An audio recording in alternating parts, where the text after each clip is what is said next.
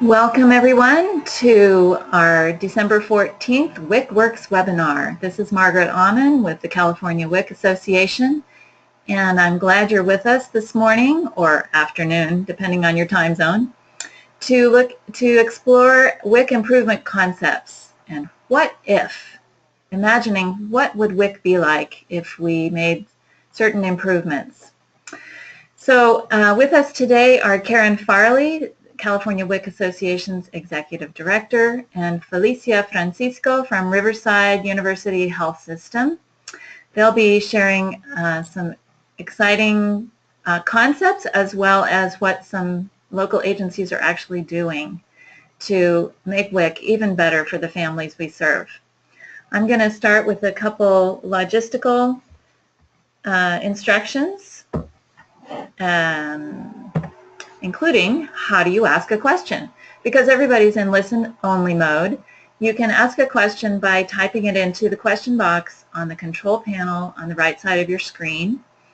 And we will prioritize these and I'll forward them verbally to the presenters that it's directed to. And we'll probably do that at the end of the webinar. But if we get a lot of questions coming in before then, we will certainly adjust as needed. I want to remind you that we are recording this webinar and we will be posting it on our website by Friday, along with the presenter slides and some other materials related to today's topic. So again, welcome, and I'm going to introduce Karen Farley, our Executive Director of California WIC Association. She's a registered dietitian and international board certified lactation consultant. She's been with CWA many years, and we're glad to have her presenting for us today.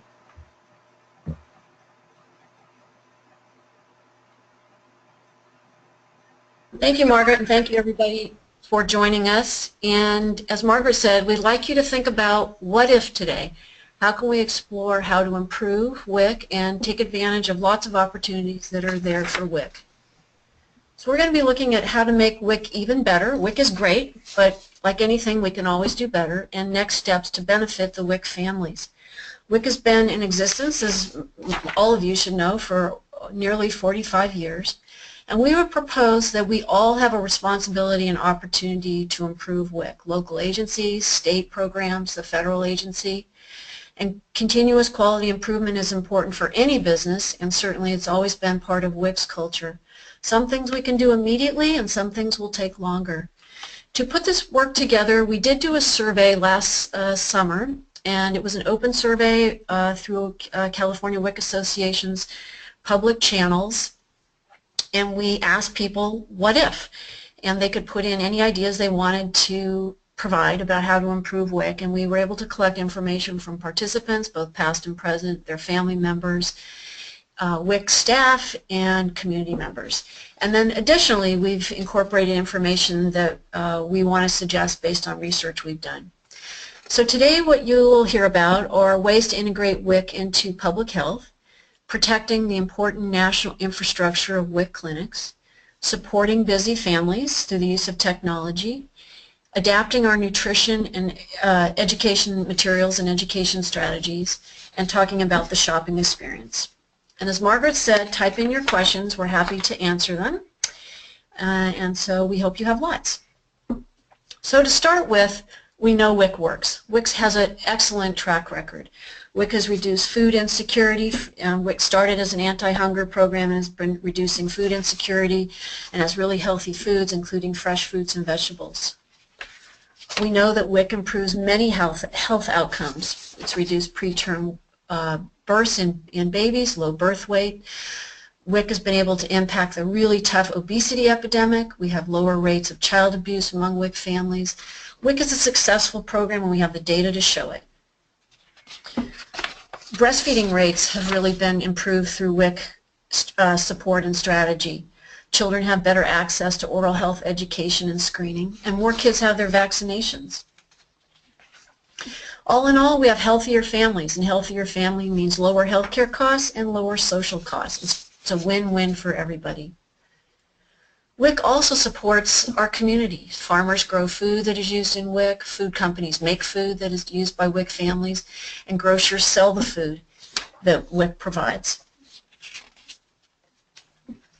But thinking about the fact that WIC has been around for 45 years and looking at the next half century, we need to look to the future. And we do know there's some challenging statistics right now that families seem to be participating at lower rates in WIC.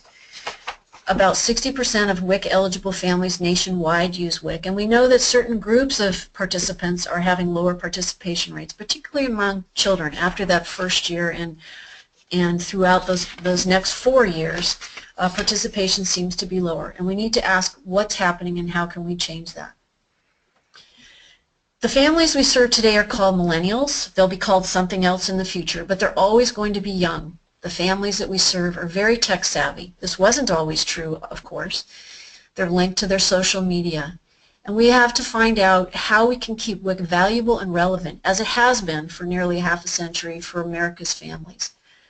Families have the need for WIC, and we need to support them. Young families are at their busiest point in life. They're working, they're going to school, they're picking up their kids at childcare, they have family appointments, they have family activities. We need to figure out and use continuous quality improvement to keep WIC relevant and valuable for our families and make it easy for them to keep their busy lives and use their WIC benefits. We do know that WIC and many government programs, even some large private companies, often respond slowly to change, and this is a concern. We need to look at all the entry points for improvement and work as quickly as possible to make significant improvements, or we're going to risk losing the families that we're meant to serve and families that have a need for WIC. But there are lots of opportunities, and we need to engage new partners and think about new service delivery models and think about the user experience when we think about providing WIC services. Now, we know there was just an election and there's lots to be determined, and the Affordable Care Act is a huge discussion these days. But aside from that law, healthcare has changed, and there's a huge focus on public health and prevention and lowering healthcare costs and looking at the patient's experience. And this is an opportunity for WIC. WIC has always been about prevention and lower healthcare costs. We just talked about all the improvements. So this new focus on the healthcare side is an opportunity for WIC. So speaking of the opportunities, what about integrating WIC into public health? Now, for those of you who work in WIC, or you all should know about WIC, WIC does work with public health. We do referrals, we talk with medical providers. But there are probably things we can do that can integrate more into public health and elevate our value as a team member and a community member in the provision of health care and the safety net. We make referrals to other organizations, public health organizations, community organizations, but we could go beyond that. There should be lots of co-locating, either other programs in our sites or our clinic services in other programs.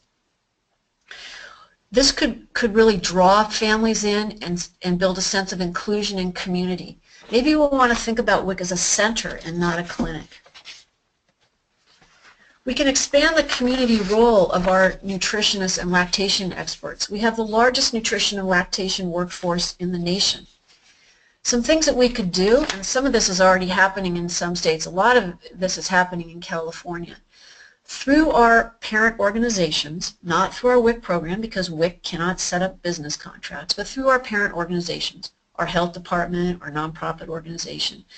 WIC nutrition and lactation experts can contract to other organizations in the community, whether it's a federally qualified health center, a medical group, or a health plan, to provide nutrition and breastfeeding counseling.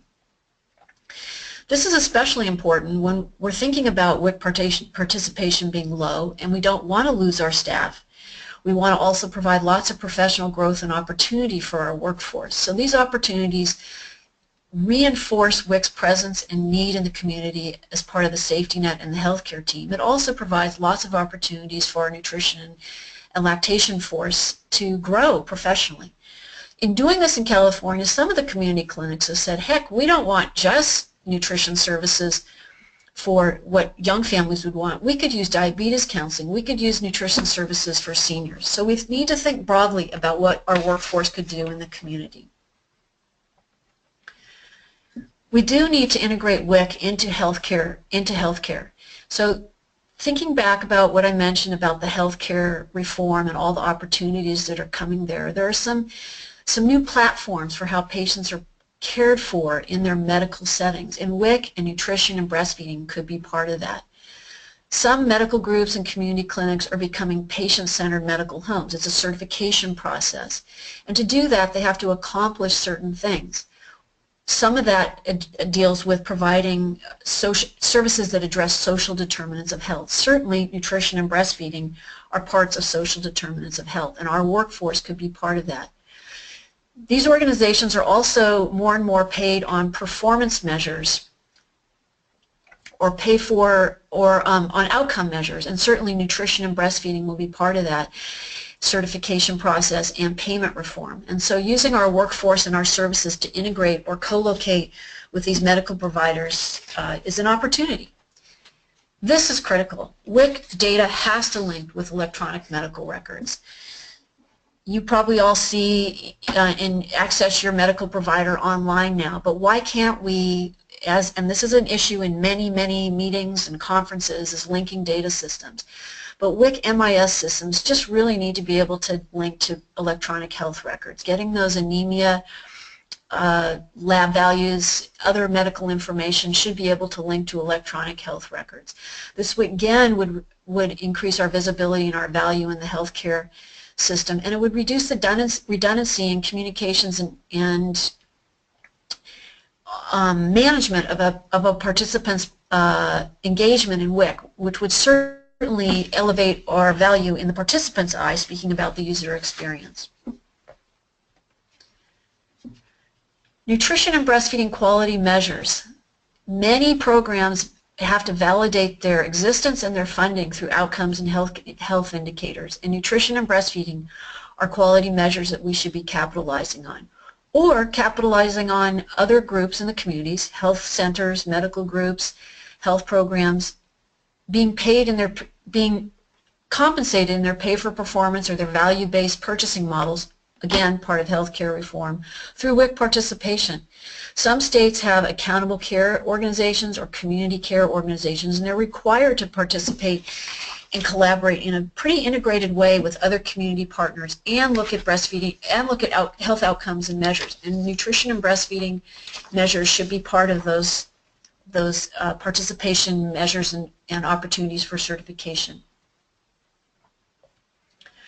What about our infrastructure of clinics? So we've talked a lot about how millennials, young families really want a lot of electronic linkages to their programs and they're doing their business. But our physical brick and mortar infrastructure of clinics is very valuable, and this is an opportunity for us to capitalize on this structure. At the same time, using more electronics and more electronic technology to serve our participants. So some ideas about our infrastructure.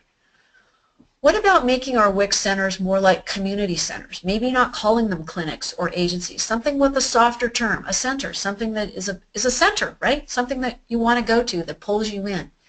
We could also, referring back to some of those business agreements that I referred to before with using our WIC staff to contract with health plans or community centers or community clinics, invite non-eligible WIC families to activities in these centers. This would enhance our standing in the community and capitalize on the cultural and linguistic diversity and richness that we have among our staff. It would certainly build a sense of community in local cities and towns. We should have kiosks in the WIC centers for either online learning or application and management of a WIC participant's engagement with their WIC agency. This is a kiosk in Pennsylvania, and when you go on this kiosk, you can get WIC information and also information for their family and health services.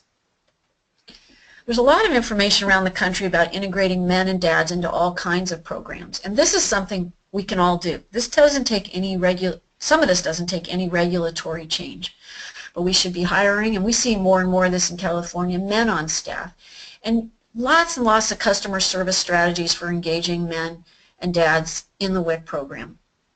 One issue that's come up operationally here in California is that WIC staff have to check men and dads' identity every time they come in when they don't have to do that for moms. How about validating that the first time they come in and then honoring that from there on out? And that would certainly build more of a sense of inclusion.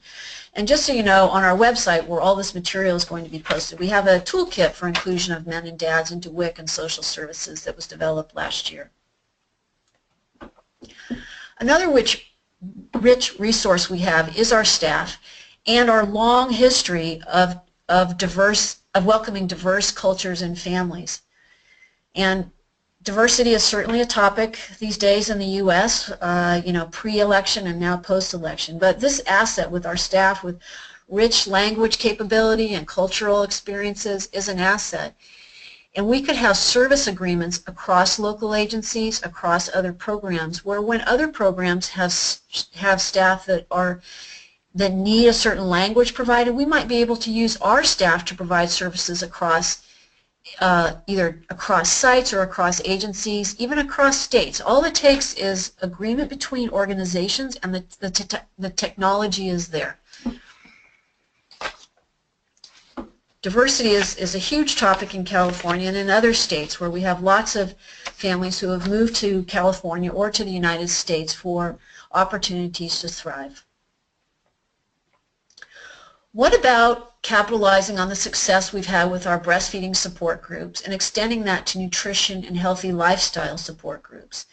Now, we could incorporate the WIC nutrition education into this, but we could take it a little further and really make it a personal group, a support group, where people can really talk about their personal experiences with healthy lifestyles, nutrition, eating. The individuals participating in the group could really bond, as could the staff, and it would really reframe that WIC model to be a center, a place where very personal things can take place. That does happen already, but this would just be another opportunity.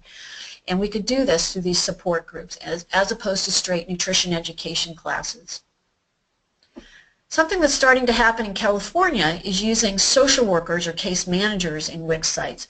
Now, we know that we make referrals to other social services for WIC, but having a person who's identified as a social worker or case manager can really help families that have a little bit more complex cases. And we know that adverse childhood experiences are a real problem across the U.S., and some families really have a lot more need for more help in connecting to services to help them with various issues that they're dealing with. So these individuals could really be helpful, and we're just testing them here in California to supplement the support that WIC staff provide with referrals.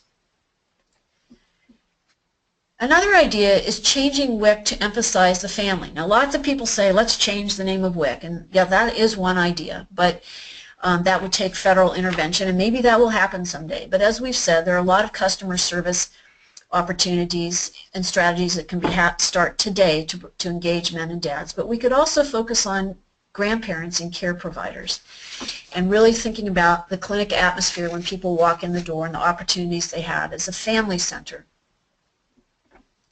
And as I mentioned, we might want to look outside of government programs to other industries like healthcare that have moved ahead in how they take care of patients. But there's also the wellness and fitness industries. And what if instead of coming up to a glass window when you came into WIC, what if somebody greeted you at the door and maybe had a tablet and talked about welcoming you to WIC and how can I help you? Just a new approach to how people feel when they come in the door, and that welcoming feel of being included in a center. We could also call participants something else, like what if we called them members, and what if we called ourselves something else? We would have our professional identification or our hiring classification as a nutrition assistant or a dietitian, but what if some of us were called coaches or navigators? And we had more of an individualistic type of atmosphere in how we related to each other in our titles and more of those programmatic things that make up the culture in our clinic. So what are we doing? We're basically accommodating families with more and more technology, but also wanting to keep that human touch. In the busiest time of their life, as we said, they're going to work or school, they're managing childcare, a lot is going on. So what can we do to accommodate them with both technology and the human touch? How about we provide service where they go to work or where they do business? We could go to work sites. What if there were 10 WIC participants who worked at a certain employer? What if we could provide services in their work site on a certain day? What if we went to child care centers? What if we were able to set up in a pharmacy or a barbershop or a hair salon or a retail outlet and go where people do work and business? Certainly the healthcare industry is starting to do that. To better accommodate families, we need to have more staff who can develop things besides pamphlets and PowerPoints, such as what you're looking at right now. We need to have staff who can develop apps and materials that are more electronic-based that are relevant to young families and make their life easier. We need to have more services that are available electronically, and there are a lot of entry points for this. We need to think about screening, application, and certification, where a WIC participant is learning about the WIC program and just getting on. We want them to have a positive experience. In the health insurance industry, credit card checks, other services, they collect sensitive information. People get immediate responses. Wouldn't that be nice if that could be true for WIC participants? When families or individuals apply for their health care or other social services, CalFresh is our SNAP program, wouldn't it be nice if rather than having to input the same information into each application, the information was shared and they got some information back electronically about their application? And wouldn't it be nice if the WIC programs found out electronically that somebody was potentially an applicant rather than having all the responsibility on the participant to reach out to the WIC program, or no electronic intervention? Phones and video technology should be used for application and certification. This would certainly be more convenient for participants. Not that it's the only choice, but it's one of the choices. And video options. We should have video options, not to replace the in-person contact, because that's always very valuable, but as an additional option, a bigger toolbox to serve the participants. Appointments, scheduling, and management of notifications and just program operations. What can we do here? More texting and video conferencing. There are more and more agencies using texting, but now we need two-way texting. Some agencies are starting to experiment with Skype or Google Hangouts, and there are issues to be worked out with that technology, and we can do that. But we also need parent organizations not to block the opportunities and need for WIC agencies to use this technology to serve participants. Participants need to have the option to make and manage their appointments online and not sit on a phone call. It's also easier on staff. And what about education and support? How's that for a discrepancy? You all have probably seen these closets with these pamphlets. Not saying we don't need pamphlets, but we need to have more options that are electronic so that participants could have links sent to their phone or apps that they can use for nutrition education or breastfeeding support. Online education. Again, people like to come into the clinics, and we talked about some nice ideas for nutrition education support groups, but some people will want to opt for online education. This isn't new. WIC has that option, but let's make sure it stays modern and streamlined and easy for participants to use. And what about our staff? We need to have lots of accessibility and strong, versatile staffing. Technology should be our friend. Some participants and staff go great distances to provide on-site, in-person care, and that's fine. But what about having an option to do some by video conferencing? There can be inclement weather in all states, whether it's too hot or too cold or too snowy. Sometimes newborns should be kept at home, and moms could be checking in with breastfeeding support with a newborn rather than bringing the newborn into the clinic. Or maybe there's a medical issue and somebody just can't get out. Everybody's got the flu, but they could keep their WIC appointment. And sometimes there's staffing shortages. We need a lot of RDs, degree nutritionists, lactation staff. We could work across sites when there's a staffing shortage in one area and share some of our staff in another area. They're all WIC trained and they know the WIC participants. We should be able to use technology to do that. And then finally, what about the shopping experience?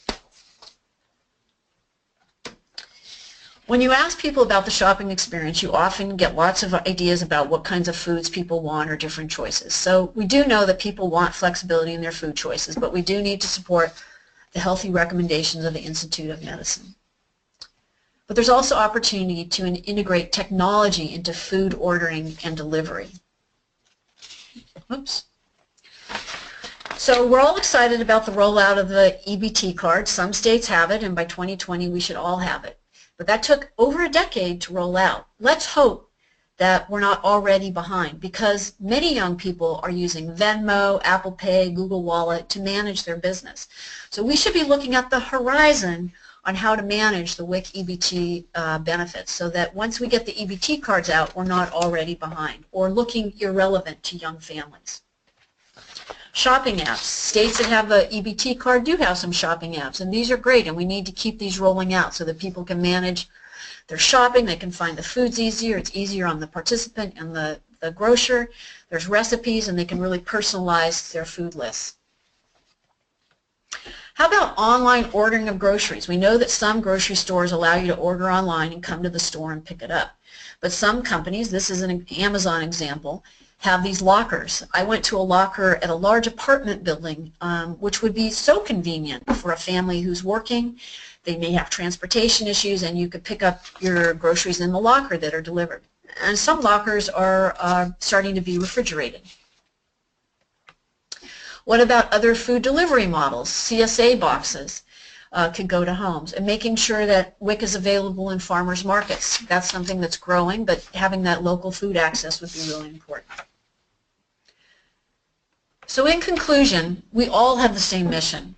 We're all proud of this wonderful program of WIC that's had great outcomes for families across the U.S. for a half a century, and we look forward to the next half century. But we all have a responsibility in our local agencies, our state programs, and our federal partners to use the many points of opportunity, as any program or business should, to provide continuous quality improvement to keep WIC relevant and valuable to the users that we serve. Focusing on family inclusion, the human touch, and also increasing use of technology will be important. So we call upon everyone to be a leader, to embrace, not just look at the challenges, but look at these as opportunities to serve our families. And think about what you can do immediately, and then working together for the longer range, more horizon type changes that need to happen so that we can serve the young families in need. Give them that temporary help while they get on their feet and they raise their young children and move on to being older families. And we can continue to be proud of the great outcomes we've had for a half a century.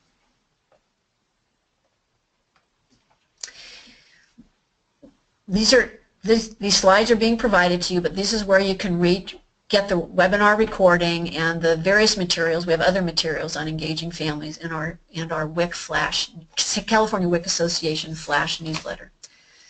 So thank you for listening.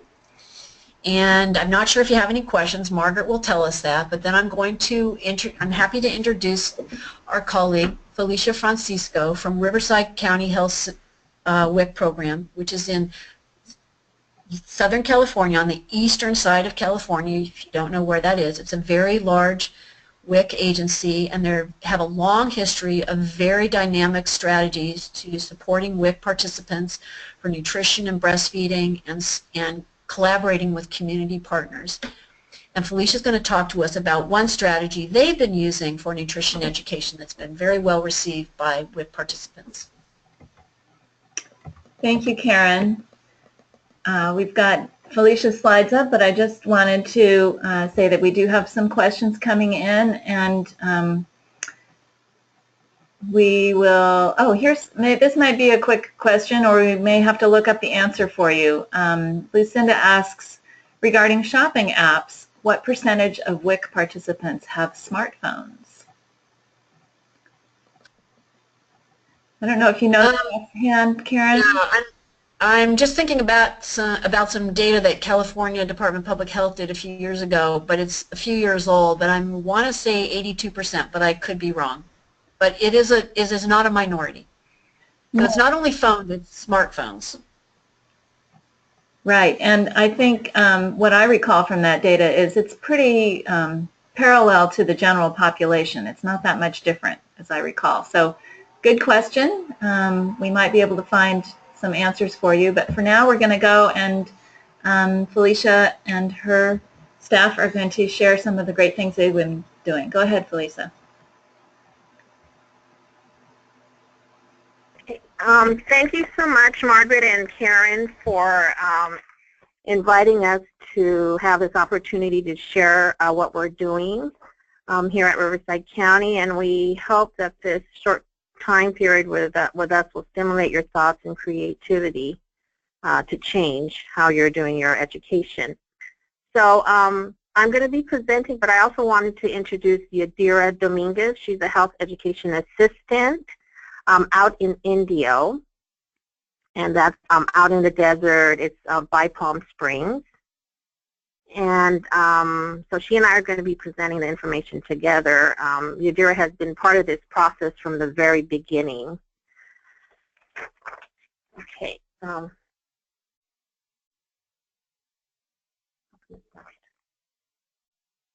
Okay.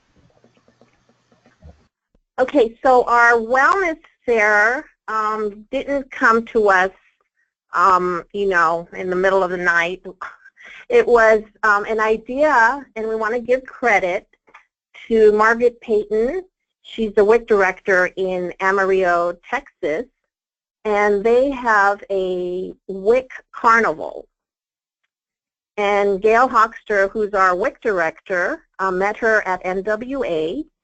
And Gail has been, and I'm sure has, as everyone else has been, a little concerned about, you know, people coming to the WIC sites, the population or the numbers decreasing.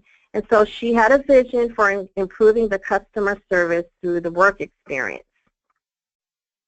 So what we decided to do was to model a smaller interactive group of educating.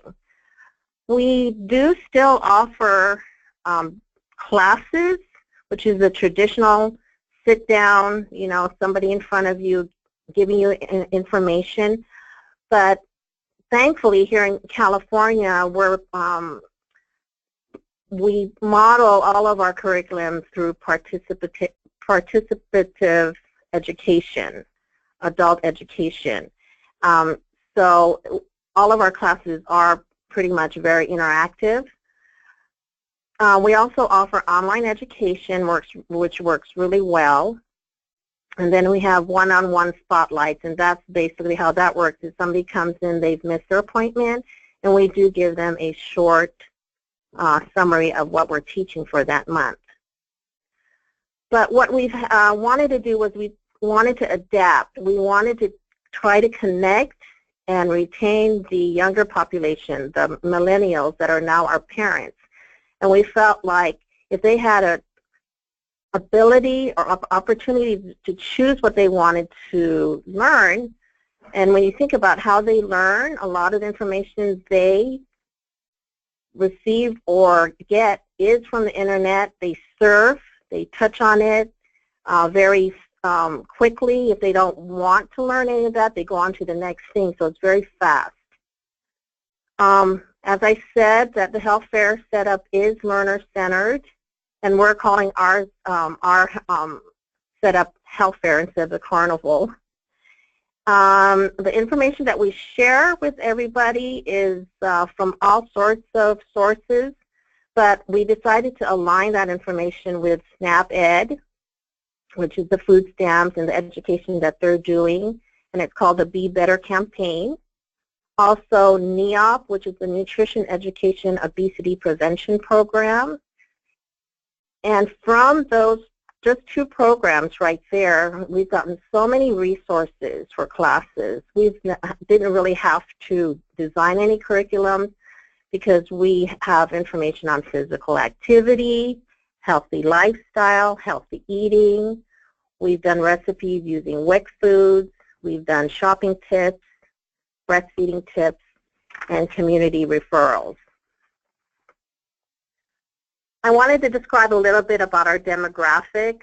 As Karen mentioned, we are a suburb and we're a pretty large county that extends from out of to Arizona border, San Diego, and then San Bernardino. We're about an hour away from Los Angeles and then an hour from Palm Springs. We have a caseload that's about 90,580, which is fairly large. And we have 18 WIC offices scattered throughout.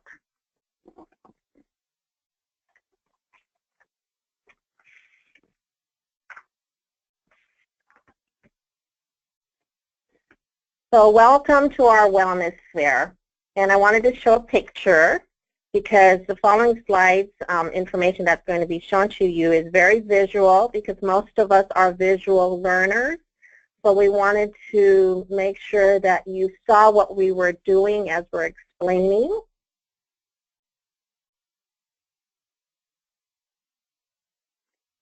I wanted to also share with you a little bit about our caseload of the sites that are participating so that you get a good idea that it's really varied. Like I said, we have 18 sites. Not all of them are participating at this point in time, but we're getting there. And we started in November of 2015. We began with Hemet, and their caseload is 8584. Then we went to Paris, and then we went to Indio. And as you can see, we started with Hemet. We gave it time to work out the kinks, and then we went on to the others. Then in summer, we started with Moreno Valley, which is our largest caseload of 12,253, Corona, and then in September, October, and November, we started with our small sites. And the smallest is Desert Hot Springs, which was 2,915. And if you look at the numbers, 2,000, 3,000. We introduced this concept in phases because, you know, with WIC, change takes time. So given that it's been a year, I'm very glad to report that everybody has taken it to heart and they're enjoying themselves. So we're really happy about that. We wanted to start in the bigger sites first to kind of work out the kinks, and then we went to the smaller sites.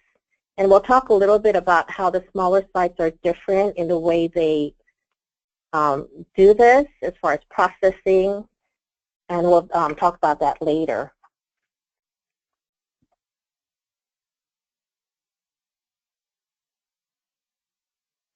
Okay, so Yadira is going to be explaining about staff and schedule. Hello, everyone. We'll be going over staffing. It was suggested by Amarillo WIC to flow staff for the day.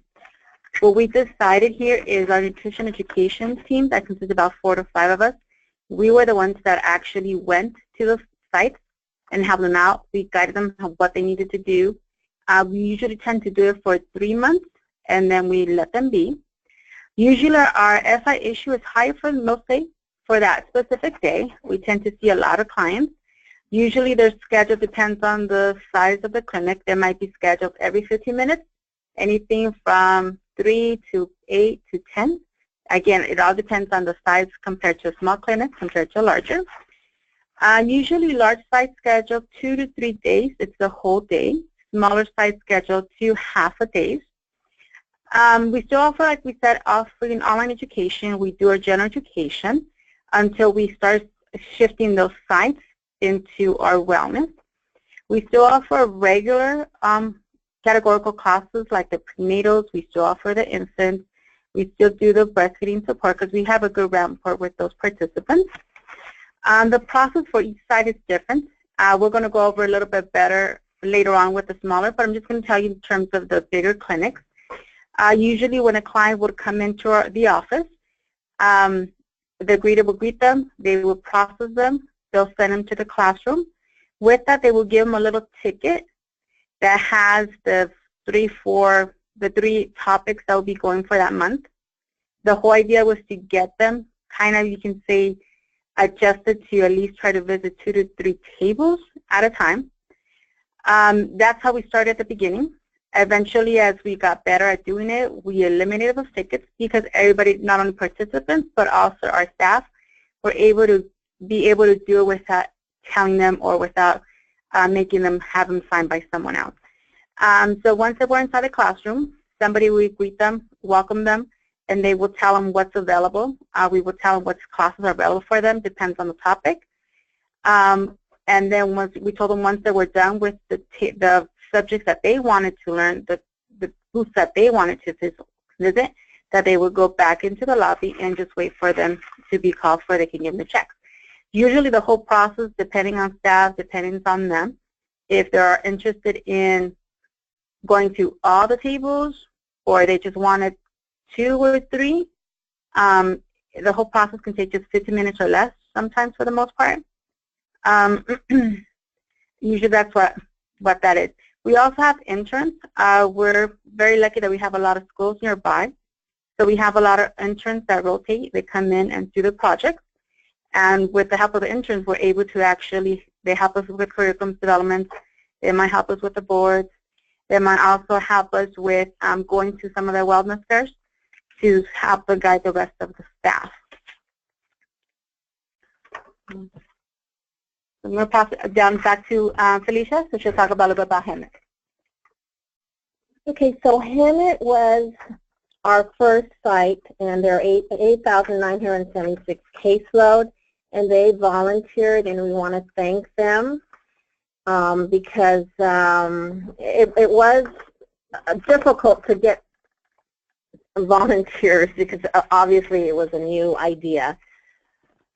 But in this picture, you see 3 of the staff, and they're doing yoga poses. That was one of the subjects that we decided to present, and it was well received.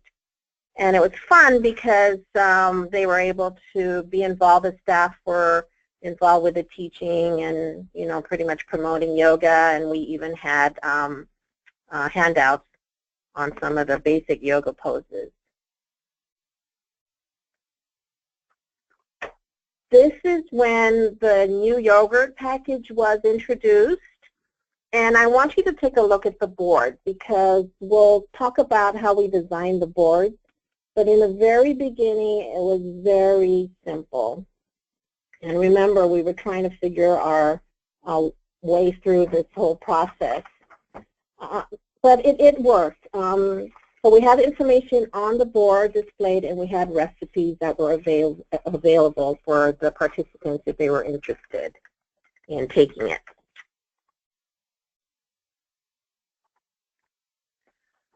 This was a fun interactive activity. As you can see, it's one of our kids, and this was milk taste testing.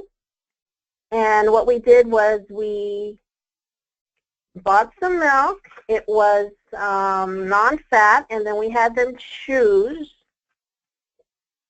guess if it was 1%, 2%, or non-fat.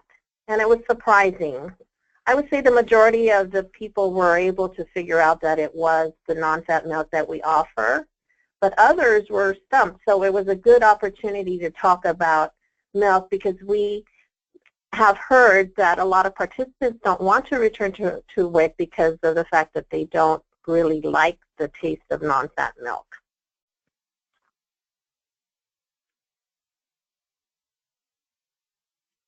This is also in Hemet, and this is some of our moms doing the chair exercises with the kids and using the kids as weights.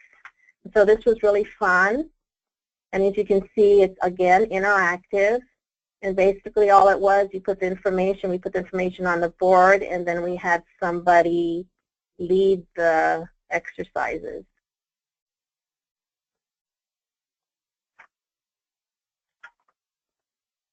Okay, so our Lanza is one of our medium-sized clinics. It's 4,601, and this started in September 2016.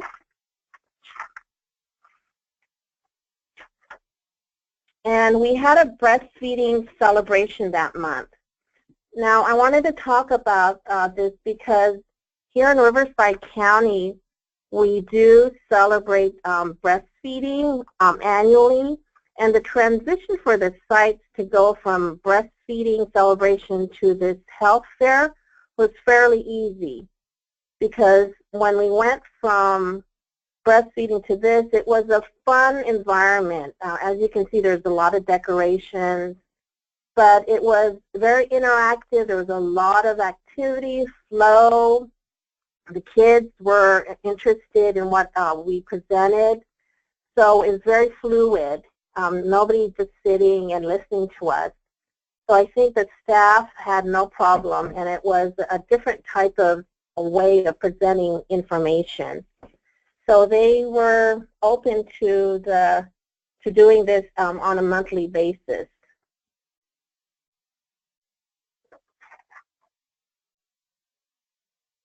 Okay, we wanted to show just how the boards look.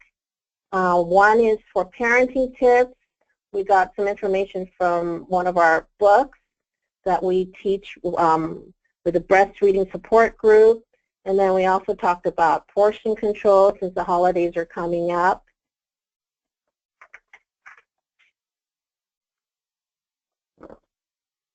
The other thing that Karen had mentioned about Riverside County is that we've always fostered a very strong connection with the community and our collaboratives.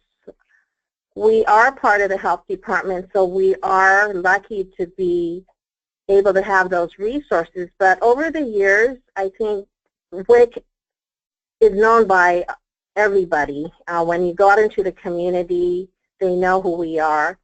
So building a strong relationship with our partners over the years has really served an advantage. So what we've done with these wellness fairs is also invite our collaboratives to be there that day, and they're quite open to coming in and sharing their information. And we'll talk a little bit more about who we collaborate with.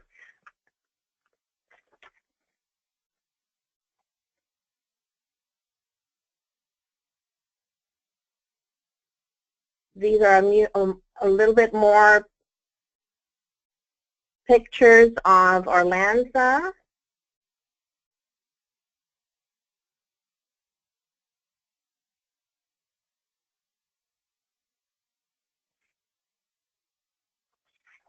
Okay, Yadira, it's your turn now to describe the board.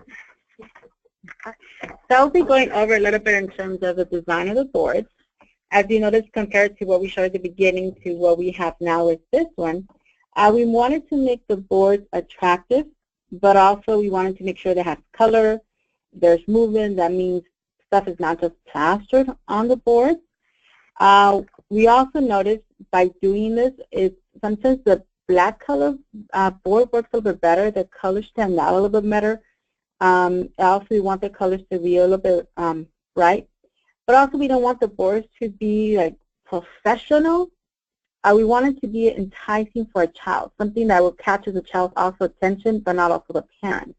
So that's what we find the whole purpose of the board. We also try to use props when we do, depends on what classes are available. We like the props that we could find in our own staff, at the home of a staff member, something that was free, something didn't cost that much. For example, we had one of the classes that we did physical activity stuff that you can do weights that you can find at home. So I brought over cans of soups that were measured a pound. So little things like that that you can find that everybody might have at home, we use that as prop, and it works really well. The cost would just vary. Some of your boards can cost you $4 to $5. Your borders could be about $3. So it just depends. They're not as expensive. But like I said, we just try to make it enticing. We want to make it something fun, interactive. So on the next slide, this is another example of one of the boards. So usually with our classes, we try to have at least 3 boards available. We have our general education class, which is that we have the same board for 3 months. Then the ones that we change are what we call the healthy eating, active living.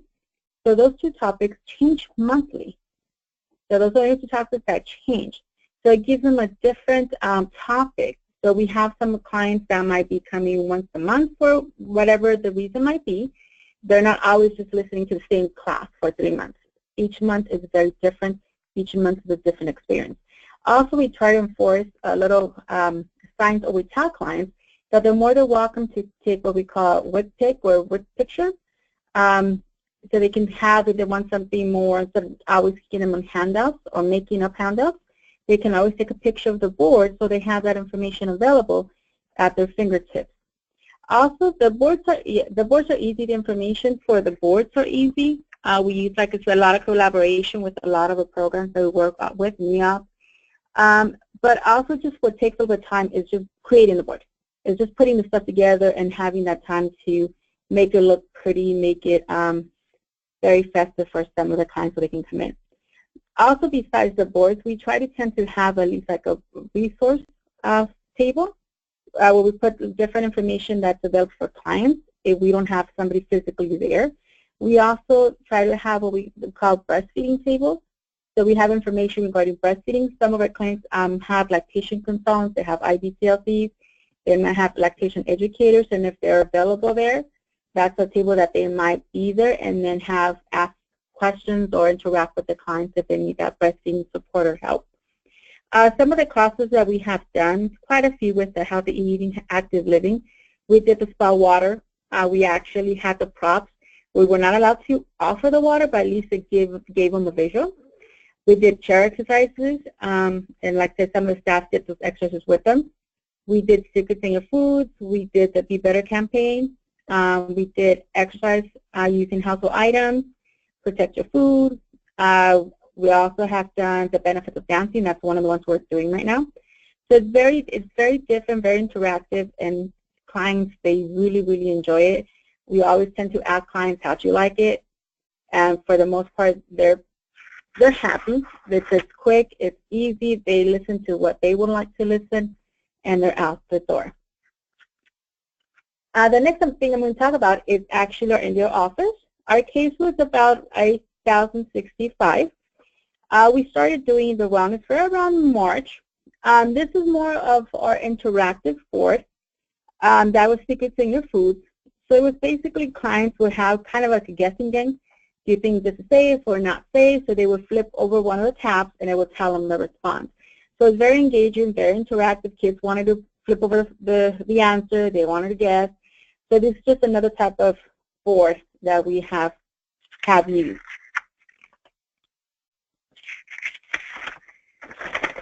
So like Felicia mentioned before, we do a lot of collaborations with different programs within our own community, programs that we are connected to.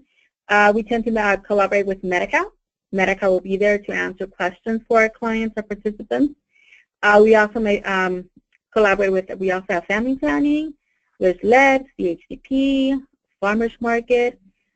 We call it Fine Food Bank, SNAP. Sometimes we have our India Work Office. We also have the migrant farm workers. There's different programs that we try to get them at least to be there. Sometimes if you have one or two other programs available for your clients, it just makes it better. It also exposes what's available out in the community. We also collaborated with, at the beginning, with Safe Routes to Schools. With this topic, we're talking about bike safety. So they did a little skit for the kids. They had helmets there. So it kind of went together with the topic that we were talking about. Clients were very excited. They loved it. The kids were interacting. So it was a very, very, very good class and collaboration. There's another slide that they're teaching them how to cross the crosswalk or they're crossing the railroad tracks, what to look for. So it was a very interesting class. So now I'm going to hand it over to Felicia. Okay, so the last clinic that we wanted to talk and show you is North Riverside. They have a caseload of 3,566, and they started in September of 2016. And we're still piloting because they are one of our small sites. They have 3 staff working only. And Yadira is going to explain to you how we've worked out how to give this type of concept in a smaller site.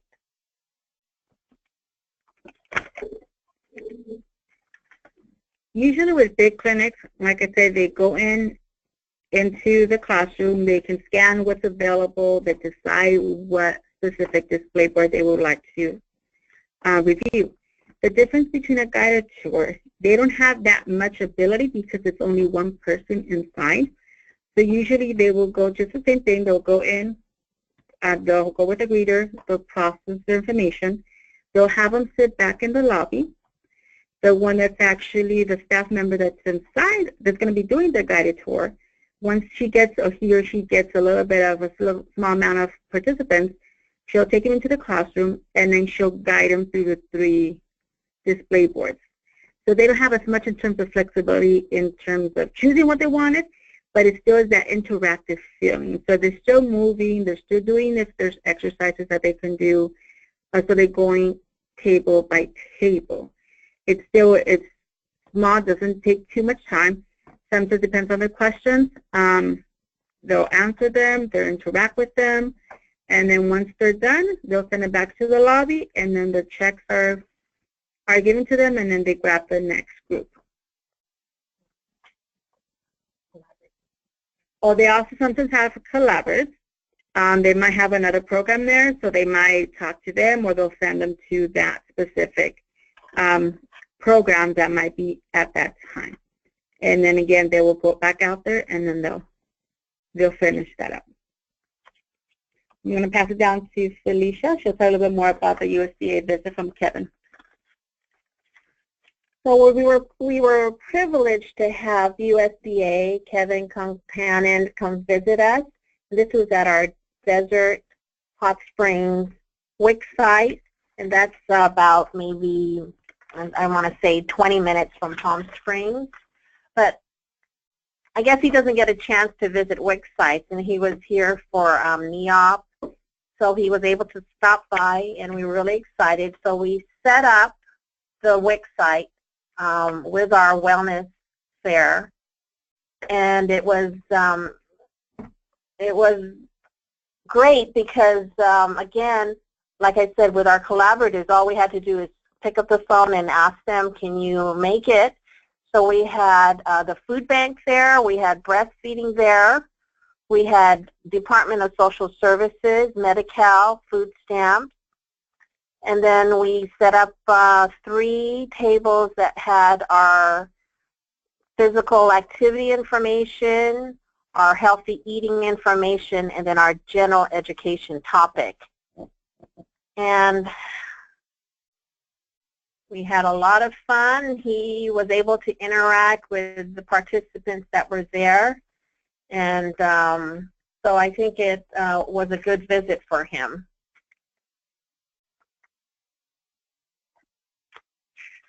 So in conclusion, the lessons that we've learned, we're still learning. As I said, we started last year and we're ending this year, I think, with a positive note. We would love to include more technology. Obviously, this is very low tech, and since we're trying to connect with the millennials, we know that they love technology, but what we've found, especially with our interns who are of that population that we serve, they said that the interaction is very important to them. And so with their input, especially with the boards and the design, they gave us a lot of tips, but they really appreciate the interaction part. Eventually, maybe we'll be able to include some type of technology. We were thinking maybe showing more food type demonstrations using the web, maybe DVDs that have food demonstrations, and those are plentiful. It's just that we don't have the equipment right now, but we'll eventually try that. But for now, this is continuing to evolve. With my health education background, I don't want it to stay static. If there is a way of changing it or making it better, we'll continue to do our surveys informally. But right now it seems to be working very well, especially at the larger WIC sites. I'm thinking that maybe with the smaller WIC sites it may have to be tweaked a little. But the Learner Center, definitely with millennials, they appreciate it. Interactive is the families are all engaged. We've seen a lot of the children, especially the older ones, want to be involved in the process, and they were really good. A lot of them had the answers to some of the questions that were asked. And then again, once again, there was enough variety of topics, so the participant was able to choose what their interest was. It's a short interaction, but at least it's enough to pick their curiosity, and that's what we want them to do. We want them to think about, you know, how they're leading their lifestyle. And so hopefully what we're doing is again, teaching them, but also encouraging them to change. And that's the one advantage about WIC, is that we get to see them on a continuous basis. So I wanted to thank my nutrition education team. These are the 3 people that really have done a lot and have been through this process from the very beginning and have been so patient but yet very creative.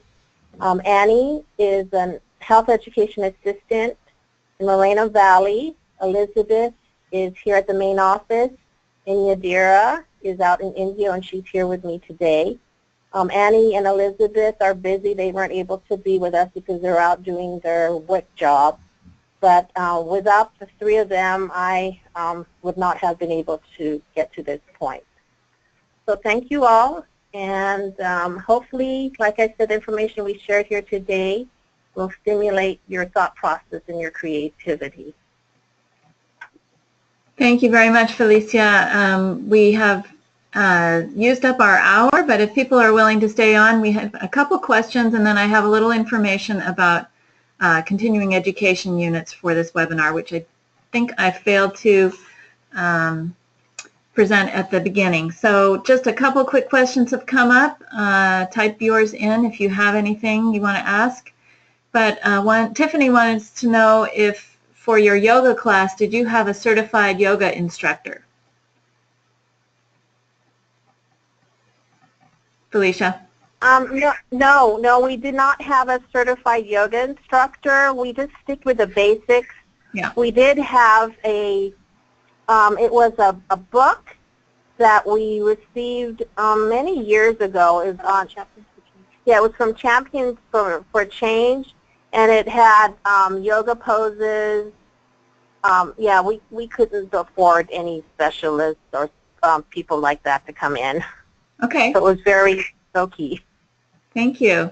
And then did your program's caseload stabilize or increase as a result of the wellness fairs? With our caseload, yes. People actually have been coming a little bit more to our classes because they know it doesn't take that much time and it's interactive. So we did see in terms of caseload, in terms of the education part, increase. Great. Thank you. I'm just going to go back to slide about, sorry, continuing education, if I can, oh dear. Sorry, here we go.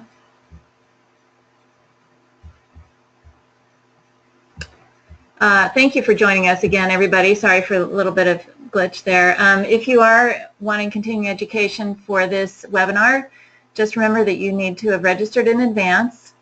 If you're attending as a group on a computer that you did not register as, you'll need to email me at mamman@calwic.org. Just let me know that. And complete the evaluation. When you get your follow-up email, which will come tomorrow or Friday, there will be a link to a SurveyMonkey evaluation, and we need you to fill that out. And then give us a few weeks to get you a certificate of for continuing education and participation. we are moving our offices tomorrow to West Sacramento, and we're small staff, so they're not automatically generated, and we want to make sure that we get it right. So we appreciate your patience. We appreciate you participating in today's webinar. Again, you can get more information from our website at calwic.org.